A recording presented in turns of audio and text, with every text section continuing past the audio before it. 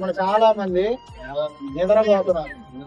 నిద్రపోతే జరిగే పని ఏంటో తెలుసా? ఆత్మీయ జీవితంలో సంసోన్ నిద్రపోయాడు. అప్పుడు ఏం జరిగింది అనుకోండి? ఢిల్లీలో చేతిలో తమిళ తినడా?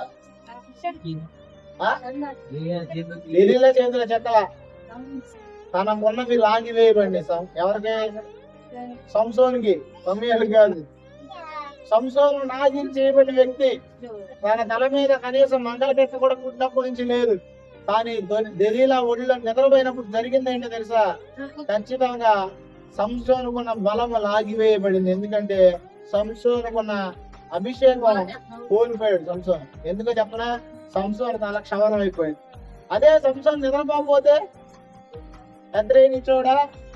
ఖచ్చితంగా నేను మాట చెప్పినా, ఈ రోజు చాలా మంది ఆత్మీయులు పర్లేదులే, ఏం కాదులే, పర్లేదులే, ఏం కాదులే అని భ్రష్టులుగా మారిపోయి ఈరోజు చాలా మంది నిద్రపోతున్నారు.